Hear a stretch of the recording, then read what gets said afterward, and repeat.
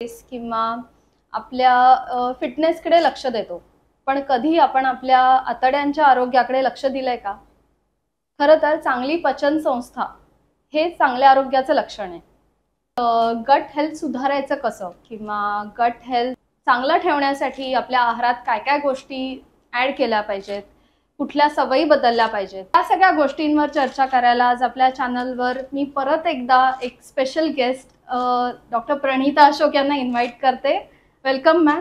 Thank you. Doctor Pranita Ashok या तर सुप्रसिद्ध आहार तज्ज्ञ आहेत. त्यांची पुस्तकंही बरीच आली आहेत त्या विषयाबद्दल. त्या MBBS MD आहेत आणि PhD इन न्यूट्रिशन आणि मेटाबॉलिझम. आतड्यांचं आरोग्य म्हणजे गट हेल्थ याबद्दल बऱ्याच गोष्टी ऐकतोय, तर नक्की आपल्या प्रेक्षकांना समजावून सांगाल नक्की गट हेल्थ म्हणजे नक्की काय? गट म्हणजे आपले आतडे आणि जर प्रॅक्टिकली विचार केला तर आपल्या तोंडापासून आपल्या एनएस पर्यंत, ओके, हा पूर्ण जो पार्ट आहे याला आपण ऍक्च्युअली तो GIT म्हणजे गॅस्ट्रो इंटेस्टिनल ट्रॅक्ट असं म्हणतो. आणि त्याच्याशी जे आरोग्य निगडित आहे ते खूप महत्वाचं आहे, कारण त्याच्यामध्ये म्हणजे हे लहान मोठं आतडं जे आहे लार्ज इंटेस्टाईन म्हणतो, याच्यामध्ये जे गट मायक्रोब्स असतात म्हणजे गट बॅक्टेरिया असतात, हा एक ग्रुप ऑफ बॅक्टेरिया आहे. हे ट्रिलियन्स मध्ये आहेत. म्हणजे काय तर आपल्या शरीरात जेवढे सेल्स नाहीयेत तेवढे तिथे मायक्रो बॅक्टेरिया. ओके, मग ते बॅक्टेरिया आहेत, फंगाय आहेत, व्हायरसेस आहेत, त्यांचं मिळून एक जाळं तयार झालेलं आहे. पण त्याच्यामध्ये दोन प्रकार आहेत, एक गुड बॅक्टेरिया, एक बॅड बॅक्टेरिया. बरोबर आहे. तर यांचा बॅलन्स खूप महत्वाचा आहे. जेव्हा आपल्या शरीरातले गुड बॅक्टेरिया जास्त वाढतात तेव्हा आपलं सगळं व्यवस्थित चाललेलं असतं. पण अशी बरीच कारणं आहेत की जेणेकरून हे गुड बॅक्टेरियांचं प्रमाण बॅड बॅक्टेरियांच्या प्रमाणापेक्षा कमी व्हायला लागतं आणि मग आपली सगळी संस्था डळमळायला लागते. तर काय होतं तर आपल्याला पहिल्यांदा GIT रिलेटेड म्हणजे पचन संस्थेशी रिलेटेड जे काही आजार असतात ते आजार म्हणजे काय आहे, सोपे साधे गॅसेस होतात, ब्लोटिंग होतं, त्याच्यानंतर ऍसिडिटी होते. त्याच्या पुढे गेलो तर आपल्याला IBS आता खूप कॉमन झालेला आहे, त्याच्यानंतर अल्सरेटिव्ह कोलायटिस आहे. हे अशा प्रकारचे आजार गटशी रिलेटेड निर्माण व्हायला लागतात. पण हे इथेच थांबत नाहीये. गटला आपण सेकंड ब्रेन म्हणतो.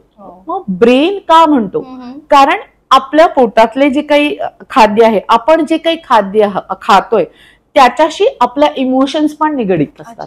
म्हणजे उदाहरणार्थ घ्या की आपल्याला एखाद्या गोष्टीची भीती वाटतेय तर आपल्याला पोटात गडगडायला लागतं. एक गट फिलिंग म्हणतो ना आपण, की आपल्याला कळतंय हे काहीतरी चुकतंय, हे काहीतरी बरोबर आहे, असं काहीतरी होणार आहे. This is known as second brain. आणि तो का निगडित असतो? कारण आपल्या गटचं आपल्या ब्रेनशी कनेक्शन आहे. कसं कनेक्शन आहे तर आपल्याकडे 3 प्रकारचे कनेक्शन्स आहेत याच्यामध्ये. पहिलं म्हणजे मेंटल आणि ब्रेन हे दोघं कनेक्टेड आहेत. कशाने कनेक्टेड आहेत तर गट ब्रेन ऍक्सिस म्हणतो आपण त्याला. ओके, म्हणजे आपण जे काही खातोय त्याच्यामुळे आपलं मन समाधान होतंय. Nobody knows what is mind, पण तो ब्रेनशी रिलेटेड आहे. आणि एखादी गोष्ट आपल्याला खूप भूक लागली असेल तर आपल्या इमोशन्स वेगळे असतात, आपलं पोट भरलेलं असेल तर आपल्या इमोशन्स वेगळे असतात. So this mood will depend on your all what you are eating. Even म्हणजे स्ट्रेस मध्ये जरी आपण असू तरी त्याचा इफेक्ट आहे कारण त्याचा या गट ब्रेन ऍक्सिसशी संबंध आहे. म्हणून तर स्ट्रेस हा इमोशनशी रिलेटेड असतो. म्हणजे आपण खूप स्ट्रेसफुल झालो, आपल्याला खूप स्ट्रेस आला तर आपल्याला सारखं काहीतरी खावं वाटतंय, भिंजेस होतात, काहीतरी बिघडतंय आपल्याला. त्याच्यामुळे याचं हे जे कनेक्शन आहे हे तुमच्या ब्रेनशी रिलेटेड आहे. आणि एंटरिक नर्वस सिस्टीम जे म्हणतो आपण, की जेवढे कनेक्शन्स आपले ब्रेन मध्ये नाहीयेत तेवढे कनेक्शन्स आपल्या आतड्यांमध्ये असतात, तेवढ्या नर्व्स आपल्या आतड्यांमध्ये असतात जेवढे आपल्या पूर्ण बॉडी पण नाही. त्याच्यामुळे आणि हे सगळं कनेक्टेड तुम्ही ब्रेनशी असतं. 2 हॉर्मोन्स जे खूप महत्वाचे आहेत ते म्हणजे सेरोटोनिन. सेरोटोनिन हा तुमच्या गटमध्ये प्रोड्यूस होतो, तिथे निर्माण केला जातो आणि तो तुमच्या ब्रेन मध्ये ऍक्ट होतो. त्याला हॅपी हॉर्मोन म्हणतो. पण तो produce majority of the serotonin will be produce. आणि दुसरा हॉर्मोन आहे ते म्हणजे गाबा. हे पण तुमच्या न्यूरोनल कनेक्शनशी निगडित आहे. त्याच्यानंतर आपण जे म्हणतो की लेप्टिन आणि ग्रेनिल हे सगळे जे 2 हॉर्मोन्स प्रोड्यूस होतात ते आपल्या गट वरती ऍक्ट होतात. प्रोड्यूस कुठे होत आहेत? ब्रेन मध्ये. पण ऍक्ट कुठे होत आहेत? तर गट वरती. म्हणजे लेप्टिन जर का जास्त असेल तर आपल्याला भुकेचं सेन्सेशन होत नाही. आपण खाल्ल्यानंतर आपलं पोट भरण्याचा सॅटायटी सेंटर म्हणतो आपण. आणि ग्रेलिन जे आहे ते आपल्याला भूक प्रोड्यूस करण्याचं काम करतं. म्हणजे त्याच्यामुळे आपल्याला भूक लागते. सो ही ब्रेन मध्ये झालेली ऍक्ट कुठे होतात? गटमध्ये होतात. सो म्हणून ह्या गटचा आपल्या ब्रेनशी खूप मोठा संबंध आहे आणि म्हणून त्याला आपण म्हणतो की हा सेकंड ब्रेन आहे. आणि या सेकंड ब्रेन वरती हे तुमचे जे काही मायक्रोबायोम्स असतात, जे मी तुम्हाला मगाशी सांगितले, ते ऍक्ट करत असतात. त्यांचा जो काही बॅलन्स असतो तो खूप महत्वाचा असतो. आणि स्ट्रेसशी रिलेटेड जे काही इमोशनल फिलिंग्स आहेत या पण ह्या गटशी रिलेटेडच असतात. की तुम्हाला काहीतरी वाटतंय, गट फिलिंग, मी मगाशी म्हटलं तसं, हे गट फिलिंग खूप महत्वाचं आहे. गोष्टींचं कनेक्शन ते गट फिलिंग दाखवत असतं. माणसाच्या सुखाचा मार्ग त्याच्या कुठल्याही थॉट प्रोसेस मधून जात नाही, तर पोटातून जातो.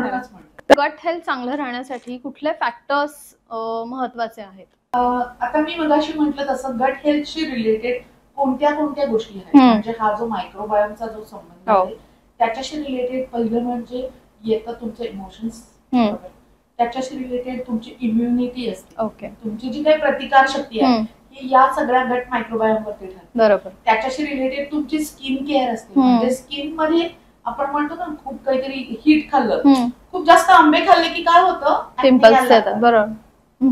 लक्षात येतं. So this is related to your microbiome. बरोबर. त्याच्यानंतर आपण जे चौथी गोष्ट म्हणतो की इम्युनिटी झालं तुमचं, दुसरी गोष्ट स्किनचं झालेलं आहे, तुमची GIT ची जी काही पचनशक्ती आहे ही सुद्धा या मायक्रोबायोम अवलंबून असते.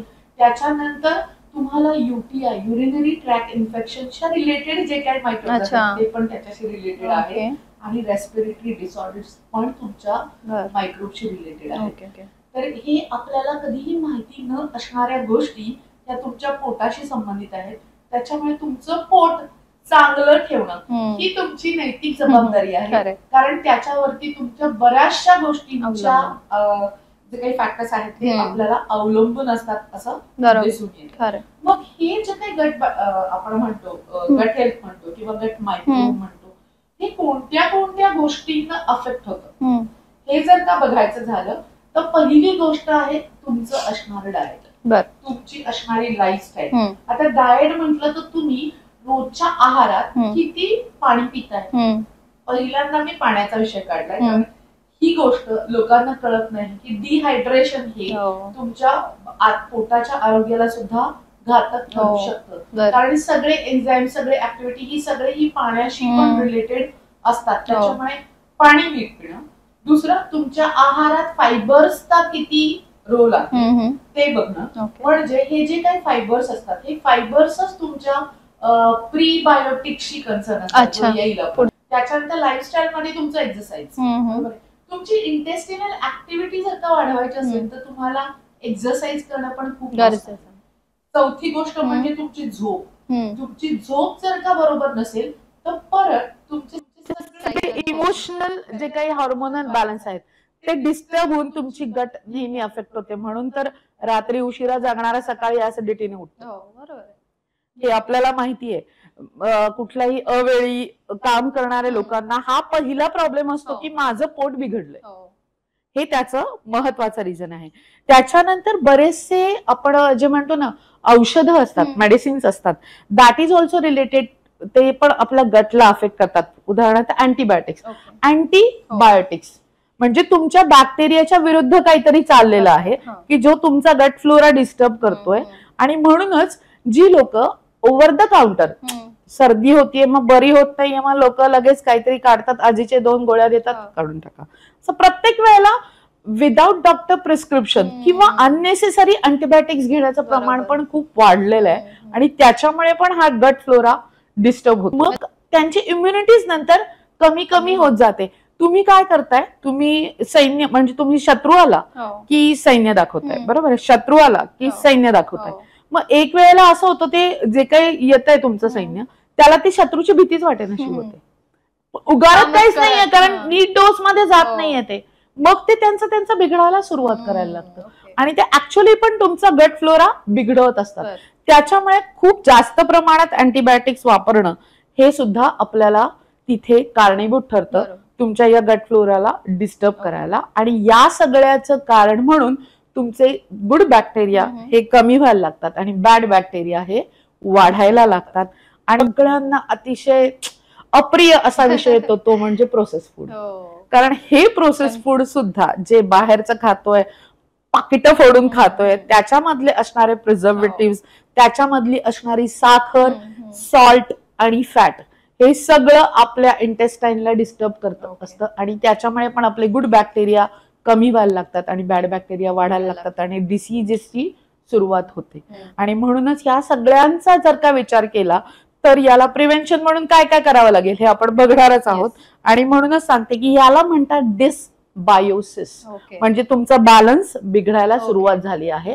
त्या बिघडणाऱ्या बॅलन्समुळे तुमचे आजार निर्माण व्हायला लागलेले आहेत. तेव्हा तुम्ही जसं सांगितलं की ते रोग वाढायला सुरुवात होते, जसं गट हेल्थ तुमची खराब होते, तर आता रिसेंटली GBS नवीन एक व्हायरस आला आपल्या भारतात. तो ऍक्च्युली GBS हा व्हायरल हे इन्फेक्टिव्ह मुळे आलेला आहे.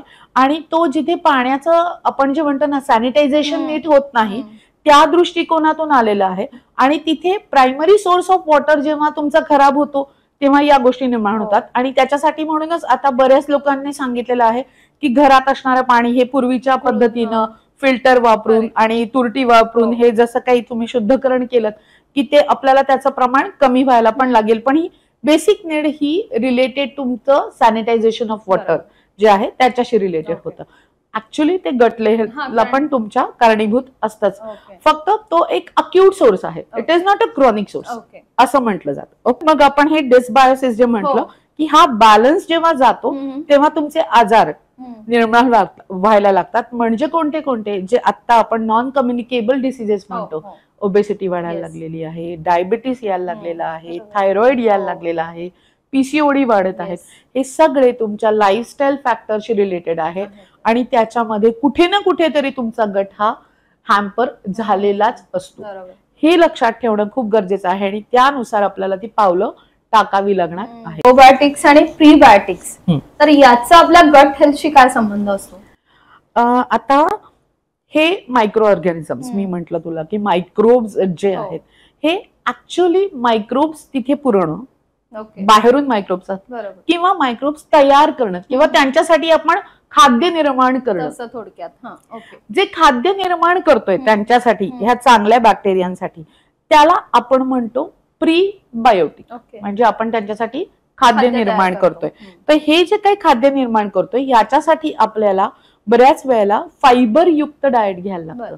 म्हणजे काय तर सॅलड्स आपण म्हणतो किंवा पालेभाज्या म्हणतो, फळभाज्या म्हणतो, फ्रुट्स म्हणतो, व्हेजिटेबल्स आहेत, या सगळ्यांमध्ये जे काही चांगलं फायबर आहे ते फायबर ह्या मायक्रोब साठी खाद्य म्हणून तयार होतं आणि मग ते चांगले ग्रो व्हायला लागतात. उदाहरणार्थ अशी या प्रीबायोटिक मध्ये अशी चांगली चांगली उदाहरणं आहेत की ज्याला आपण म्हणतो कांदा, ओनियन, बरोबर आहे. तर याच्यामध्ये इन्युलिन नावाचं जे काही घटक आहे ते आपल्याला प्रीबायोटिक म्हणून ठरतं. ते बॅक्टेरियल ग्रोथ साठी महत्वाचं असतं.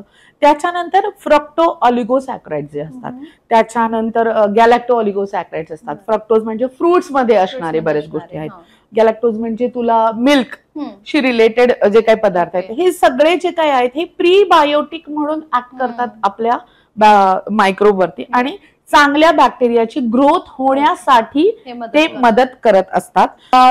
ज्याप्रमाणे मी म्हंटल की कांदा, त्याप्रमाणे आपण म्हणतो की ऍपल आहे, प्रीबायोटिक म्हणून युज करू शकतो. त्याच्यानंतर एक कमी पिकलेलं केळ जे असतं ते आहे, नंतर लसूण आहे. या सगळ्या गोष्टी हे प्रीबायोटिक म्हणून ऍक्ट करत असतात. त्याच्यामुळे आता मी जी काही 4 नावं घेतली याच्यावरती लोक संशोधन करणार आहेत, बरोबर आहे.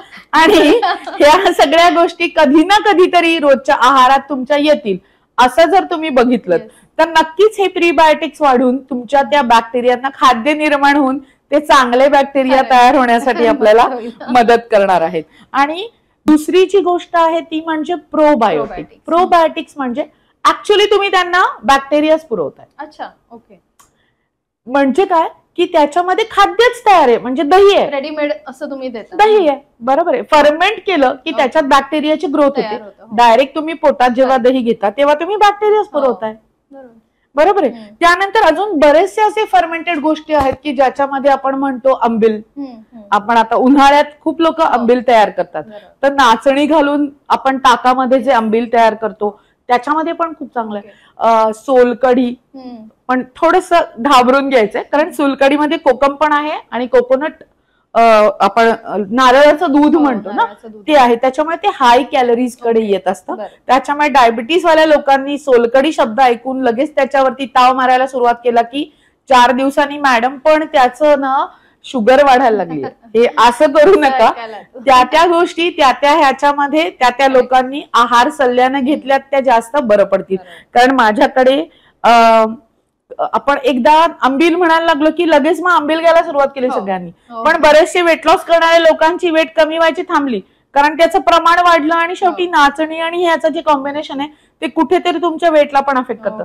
म्हणून नॉर्मल लोकांनी जे काही आंबील प्यायचंय किंवा ज्यांना पण त्यांनी त्याच्यामध्ये नाचणीचं पीठ कमी आणि ताकाचं प्रमाण जास्त अशा प्रमाणात घेतलं तर ते जास्त अजून फायदेशीर होईल तुमचं वजन कमी करायला पण. ओके. आणि आपण जे काही म्हणतोय की आता प्रोसेस फूड, तर हे प्रोसेस फूडचं सेवन जर का तुम्ही कमी केलं म्हणजे प्रोसेस फूडला खूप चांगले चांगले ऑप्शन्स पण आहेत. तुम्ही असं बघा की आपण घरी पूर्वी नॅचरली आपण वाळवण तयार करायचो, म्हणजे पापड तयार व्हायचे, कुरडई तयार व्हायच्या, त्याच्यात कुठले प्रिझर्वेटिव्ह वापरत नाहीये. ते जे वेफर्स आहेत ते वेफर्स पण आता आपण नुसते तळून घेतले, त्याच्यात तुम्हाला शुगर, फॅट हे आणि सॉल्ट हे एवढ्या प्रमाणात मिळणार नाही जेवढं तुम्हाला ते प्रोसेस फूड मध्ये मिळतंय. सो असे काहीतरी पदार्थ तयार करा की जेणेकरून त्याच्यामध्ये आपल्याला याचं प्रमाण म्हणजे जे चुकीचे घटक आहेत त्याचं प्रमाण कमी असून चांगलं घरचं होममेड खायला मिळेल. याची जर का तरतूद केली तर ते नक्कीच होतं.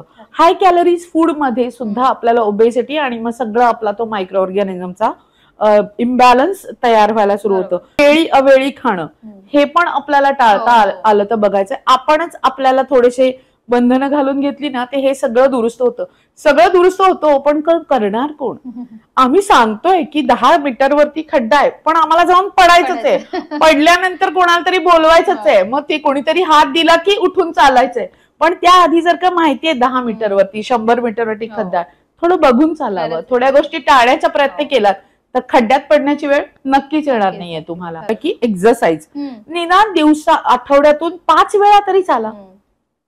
तुमचा जो पिडोमीटर आहे, जो पिडोमीटर आपण म्हणतो ना त्याच्यामध्ये जी पावलं मोजली जातात, सो ऍटलीस्ट तुमची 6000 ते 8000 पावलं, उद्या 10,000 झाली तर जय भोलेनाथ असं आहे. म्हणून सो तेवढं तरी चालण्याचा प्रयत्न केला तरी तुम्हाला बऱ्याच गोष्टींपासून मुक्तता होण्यासाठी मदत मिळते. शिवाय मेडिटेशन आहे, योगा आहे, प्राणायाम आहे, जो स्ट्रेसला आपण कॉम्बॅट करायला नक्कीच.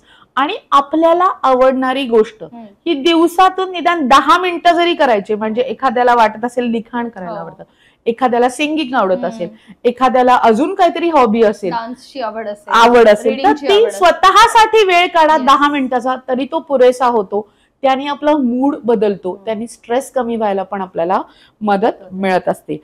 आणि दुसरी गोष्ट म्हणजे प्रोबायोटिक, जेव्हा आपण म्हणतो आपण दही देतोय, फर्मेंटेड फूड देतोय, तेव्हा नवीनच काहीतरी येत आहे. काय येत आहे तर आपण रेडीमेड गोष्टींचा डोसा करायला शिकलो. रवा घाला, हे घाला, ते घाला आणि पटकन होतो. तसं न करता जेव्हा आपण ते फर्मेंट करतो, उडदाची जी डाळ असते ती आपण भिजत घालून, रात्रभर भिजत घालून, त्याच्यावरती खूप छान बॅक्टेरिया असतात. त्याच्यानंतर मिठ्या घालतो त्याच्यामध्ये, कधी वाटलं तर पोहे घालतो आणि तांदूळ घालतो, मग ती अशी स्टफची इडली तयार होते. त्याच्यामध्ये खरे तुम्हाला प्रोबायोटिक्स मिळतात, ना की तुम्ही रेडीमेड की रवा घेतलाय पटपट पटपट हे केला आणि टाकायचं, त्याच्यात तुम्हाला प्रोबायोटिक नाही मिळणार आहे. नॅचरल गोष्टींचा वापर करा आणि त्याची चव मुलांमध्ये डेव्हलप करा, म्हणजे करण्याची पद्धत पण तशी केली तर तो जास्त फायदेशीर ठरतो.